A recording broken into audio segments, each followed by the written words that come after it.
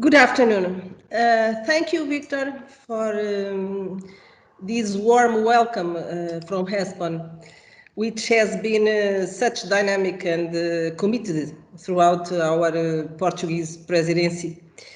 A special word also to Luke and to Tom, who organized this international peer learning workshop in close collaboration with the Directorate General for Territory. I also greet all participants. I'm very glad to see so many interested in these methods, landscape transition, especially in vulnerable territories, and the public policies that can be launched and implemented towards more resilient and fire-resistant landscapes in Europe.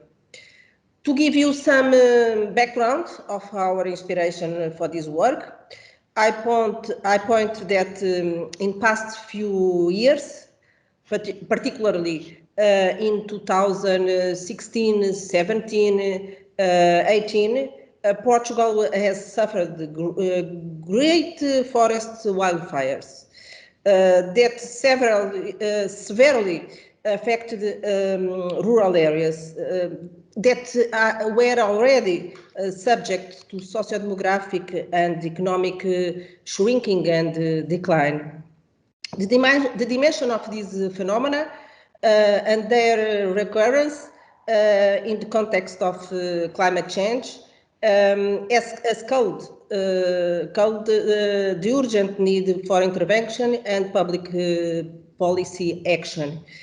A very strong awareness has been gained regarding the management and spatial planning in the most vulnerable territories. So, we have adopted a set of policy measures aiming to value the territory through landscape transition and economic development of rural areas. These policy measures were developed and are currently being implemented within the legal framework of our National Spatial Planning Policy Program, approved in the 2019. And alongside the National Landscape Program, Landscape Transformation Program. This Landscape Transformation Program is quite recent. It was launched last year by our Ministry of Environment and Climate Action, already amid the pandemic crisis, and emphasizes a set of critical policy measures for land use planning and landscape transition that we want to implement in these most vulnerable territories, most prone to depopulation due to the effects of climate change and all sort of risks, including rural wildfires. This new program aims to create new resilience and new economies, widening the economic base in these most vulnerable territories, given the problems. Challenges that we have been facing and which we believe are not limited to Portugal, very far from that. They indeed have expression in many other European countries.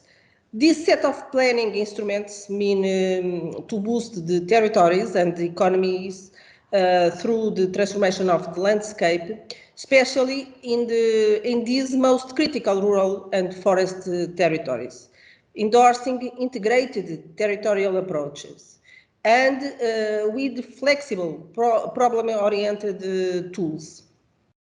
They bind the multiple funding sources such as National Environmental Fund and European funds, national funds, the new Recovery and Resilience Plan, as well as multi-level governance and both public and private investments. We intend to enable active management for the prevention of the rural fires and the construction of more sustainable and resilient landscapes to promote new economy opportunities in vulnerable territories, and hence contributing to territorial cohesion. Thank you all for this attention, for your attention and for participation in this workshop. And I trust that the presentations and debate will be today will be the most fruitful for all of us, of course. So, without further, let the works begin. I leave you with Ana Seixas, who is responsible for this policy program in DGT. So have a nice discussion and debate today. Thank you.